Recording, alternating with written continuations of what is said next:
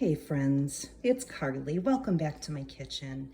So today I'm going to be using, this is my quick cooker, and I'm going to be using my quick cooker actually as a slow cooker. It has the ability to do all of that. So if you need a slow cooker and a quick cooker or a pressure cooker, go ahead and get this product because it does both. Now I'm gonna bring you down here so that you can see. Oh look, you can see me. You don't need to see that. This product, has different settings. You'll see sear, steam, slow cook, proof, and then there's different grains, white rice, brown rice, whole grain. And then over here, there's different meats, chicken, beef, fish, and then of course there's soup, beans, stew, chili, and desserts. So all you do to access those is you take the knob and you start, see right now it's on sear. I turn it again, goes to steam.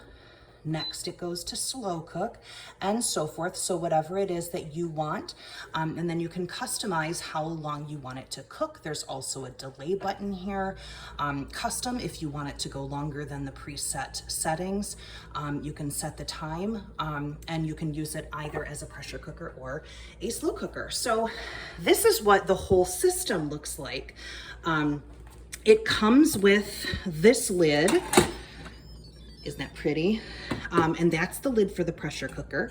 It also comes with this, I don't know, it's kind of like a grate that goes in there to keep vegetables or meat off of the bottom. So if you wanted to, steam something, that's what that is. This is what the inside looks like. This comes straight out and goes right into the dishwasher, so that you don't have to hand wash that. And you can also get a lid like that. That is for the slow cooker. The lid is for the slow cooker. You don't use this lid when you use the pressure cooker. You use the pressure cooking lid, which is that one there. So I'm gonna go ahead. I am making, I have a giant pork roast here. And my plans to make that pork roast is I'm going to put it in the slow cooker for the majority of the day. I'm going to put it on a low setting so that it can just go low and slow. And it's a large roast, as you can tell. So I am going to shred the meat after it is slow cooked and use it for a couple different recipes. So I am going to go ahead and show you what I'm going to do to get this set up. Okay, so I'm gonna go ahead and start prepping my ingredients to slow cook my pork roast. One thing I forgot to mention is that the quick cooker also comes with a cooking guide, which is full of awesome color photographs. It shows you how to make different things. There's cooking times up here, different recipes for sides, main dishes, and desserts. And it basically takes you step by step on how to use this for the various purposes you might have in your kitchen. So that is a nice little benefit to getting this, is that you're not flying solo. You actually get some ideas on amazing things to cook. So when I do my roasts, especially when I'm just using them kind of for something else, meaning I'm going to be using this pork roast to make two different recipes, I like to flavor the roast with some onions and garlic. The onions and garlic do not go in the recipe. They simply go into the slow cooker or the pressure cooker to flavor the meat while it's cooking. So at the end, I will actually take these out and dispose of them because they will have done their job of flavoring my meat. By the way, you'll notice today I'm actually using my utility knife. This is my other go-to knife. I use my Santoku knife very often for chopping and slicing. I also use my utility knife. This is kind of the all-purpose knife. So if you have lots of different needs, this is a great one to do. So I'm gonna just chop my onions into fours, or into quarters, I should say. And then you take the peel off, of course. You don't want that necessarily. Of course, since I'm taking these out, I guess I'm being a little bit finicky right now, because if I'm taking the onions out, you could probably just leave the peels right on them. But I'm fancy like that. So I'm gonna take these off. And then I'm not gonna slice them any further, because that's like work. I'm just going to scatter these. I'm gonna kind of open them up and scatter them into the bottom of my slow cooker. The last one off here. And then so I'm just gonna kind of peel the layers apart and just kind of stick them down in the bottom. It doesn't have to be pretty. It doesn't have to be anything. Like I said, these are just going down there to add a little bit of flavor. But you do want to make sure that it covers the bottom. That does a couple of things. Number one, as the roast cooks, it will produce juices, obviously. And these onions will keep the meat off of the bottom of the slow cooker. So there's no stickage, which is very nice. You can also use the slow cooker bags that go inside, and that's a huge time saver for cleanup too. I've had other crock pots that are not dishwasher safe, obviously, because you know, if it's a one kind of unit, you can't put the whole thing into the dishwasher. So this one, once I'm done, I will just remove the inner pot, and then I will be putting that in the dishwasher. Now, the next thing I'm going to use is my garlic peeler. It's so rudimentary, but it's so brilliant at the same time. It's just a piece of silicone, very rubbery, as you can tell. It's not very firm. You take your garlic. I love garlic, but it's hard to work with because it's sticky and you know, gets all over everything. So what you do is you place your garlic clove one at a time into the garlic peeler. You place it on your counter, you press down, and you just roll it out. And then out comes your garlic, separated from the skins right here. And then I just kind of drop these in. Since they're just flavoring the meat, I don't really need to chop. Look at that, isn't that easy? Look at how fabulous that is.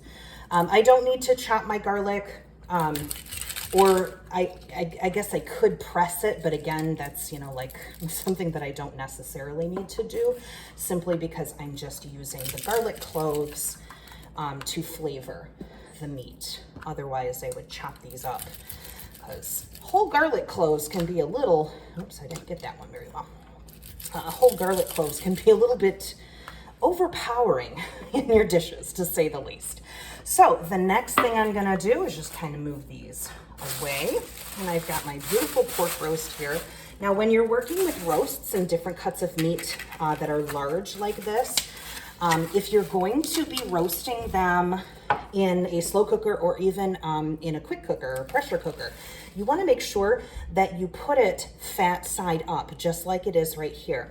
The reason for that is the fat, as it cooks, the fat will drip down and baste the meat. If you put it the other side up, there's not as much fat here, and it doesn't baste the meat, and all the fat just kind of flops into the bottom, and then you don't get all that amazing flavor. So I'm gonna go ahead and put that right in there and put this in here. Now, I have nasty hands, but the last thing I'm going to do is add my salt and pepper. This is just in my 1 cup prep bowl. I just mixed a little salt and pepper, and I'm gonna go ahead and sprinkle that right over the top of my roast. And that is completely prepped. So I'm gonna come back and show you now what I'm going to do to slow cook this. Okay, so this is what my roast looks like in my quick cooker, which I, again, will be using as a slow cooker. You see that I have all the seasonings on top, and the fat side of the meat is up.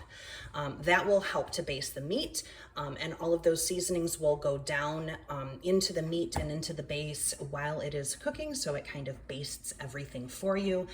You can see that I have my onions and garlic just laying down there in the bottom. There's no rhyme or reason to that. Once I pull my roast out, I will just discard those vegetables. So I'm going to use my quick cooker lid here. You put it on. I come down here, and you can kind of see where I am here. I am going to put I'm just using this to go to slow cook. You can see that it's on slow cook now, and that blue light is kind of, you know, shining. Now I'm going to set this. Right now it's set at 4 hours. I do not want it done for 4 hours. I want it a little bit longer because I'm going to be low and slow today. So I'm going to put it in for about 6.5 hours. So I'm going to come over here and I'm going to press time. and this is gonna start blinking. So the 4 hours is blinking. Now I'm gonna come over here, and there's a minus and a plus. Obviously the plus is going to add time. It adds time in 30-minute increments. I'm gonna go ahead and put this at 6 hours and 30 minutes. And then all I need to do is press the start key. That's it. So after 6 hours and 30 minutes, this will give me the heads up that my food is ready to be served or checked or what have you. So what I'm going to make with this is after the meat is completely cooked, I will remove it and shred it. So half of the meat is going to go towards pulled pork sandwiches, barbecue pulled pork sandwiches. And then the other half I'm going to make into carnitas on a different night. So once that's all shredded, I don't add any other seasoning other than salt and pepper, because I don't want to add the, seasoning for the carnitas when it's going to be, in a barbecue pork sandwich, the other half of it. So it's an awesome idea to do this, grab one large roast, beef roast, pork roast, and then use it if you can't, if you have a small family or, if it's just you and your partner, you can use that for several different meals. And then you only have to buy, one thing of meat. So it's actually a time saver and a money saver. So I will come back later and check in on our meat and see where we are. Welcome back. Okay, it has been just over 6.5 hours. You can see here, it says warming. So even if your food is done cooking, the quick cooker will actually keep your food warm for a specific amount of time so that, if you're not ready quite yet to have your dinner, then it'll keep it warm. So you're never having a problem there. So I'm gonna go ahead and pull this lid off. Be very careful because of the steam, right? Now this is not the quick cooker, but this is the slow cooker. And there, oh, look at that beautiful. Oh my gosh, the smell is just amazing. Absolutely delicious. I'm gonna go ahead and turn my machine off here. Now you'll see that I've got two different things here. This is my 2-quart enameled cast iron baker. I am going to put some of the meat in here, and then I'm gonna mix it with my barbecue sauce. I'm not trying to product drop or anything like that. Use your favorite kind of sauce for this. And you're gonna add some hot sauce to give it some zest, whatever you would like. This other container right here is going to be for the other half of the meat, where I'm going to just store that after it cools, and I'm gonna use that to make carnitas later. So now I'm gonna try and do this one-handed, so I'm gonna do the best I can. There should be this layer of fat here. Isn't that gorgeous? Oh, I'm just gonna kind of slide that right off. And all of that layer of fat, it doesn't look very attractive, to eat, but it did such a beautiful job. This is just fall apart. Oh my goodness. So I'm gonna use my tongs here and just pull this out. And I'll go ahead and put it in my enamel baker here. And there's a little bit more in here. See, I've got the onions and the garlic still in the bottom, and I can kind of shake those off.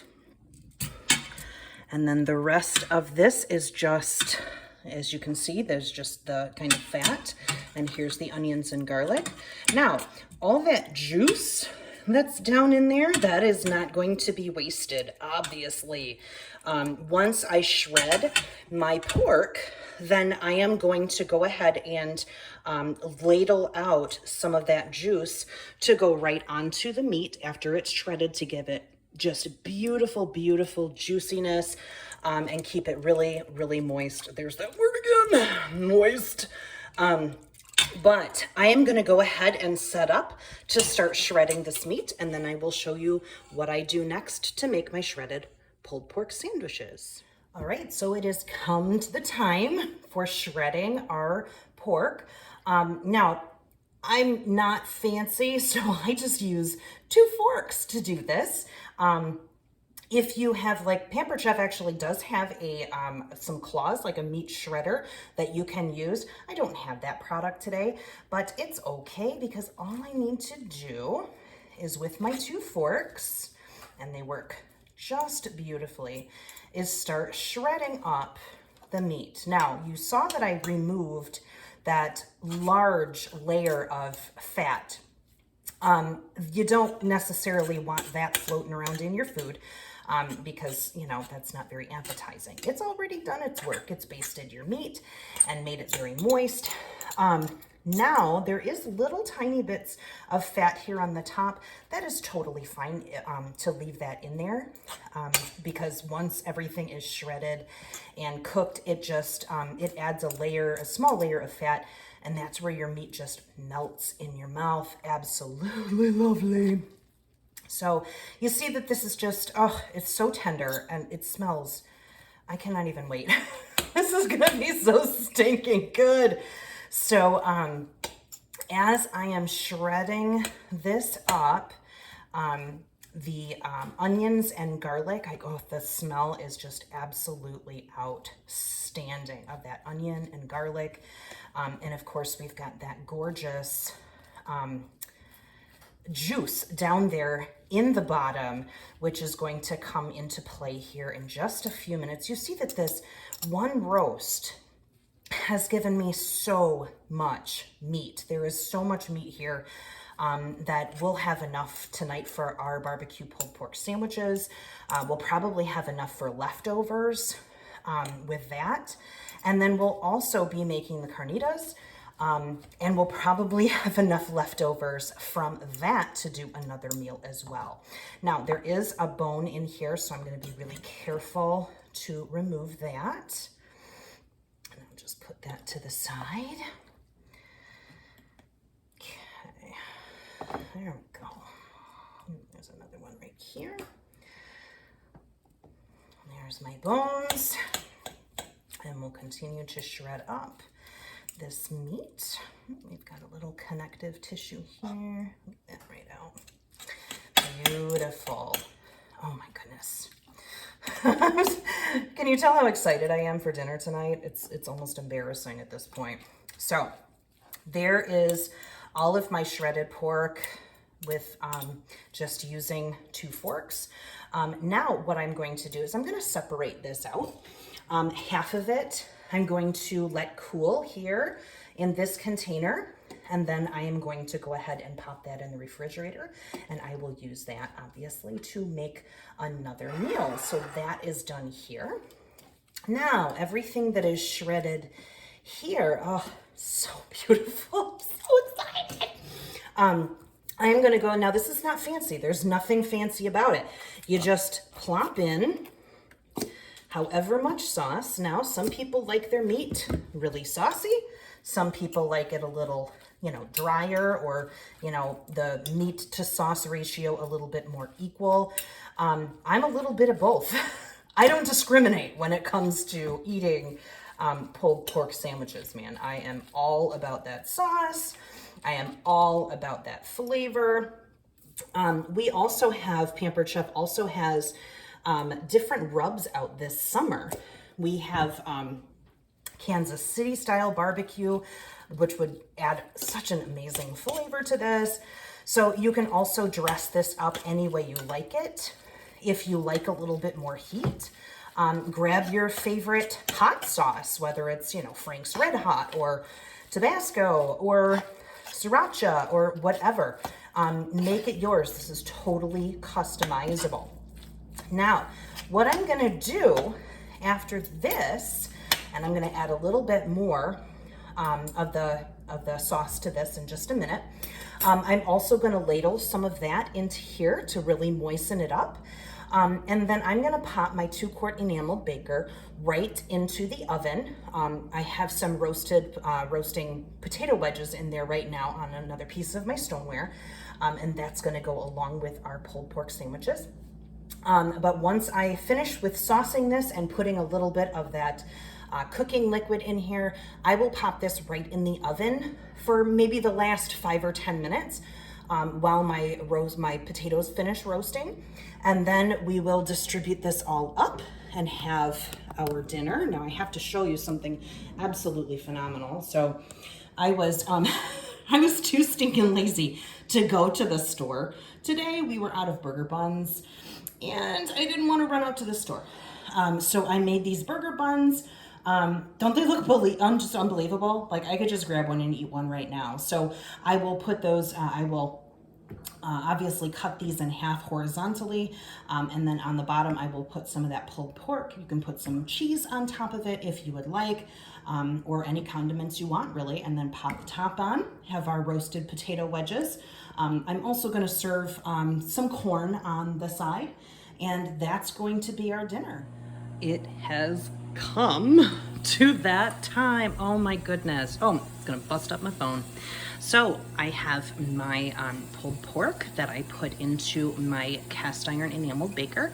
You also can see my gorgeous potato wedges. Look at how beautiful they are in my stoneware. I'm gonna carefully pull these out. Oh my goodness, they're just a sizzling away. Look at that, so gorgeous. I'm gonna grab my enameled baker here and put that up there. And now we're done here.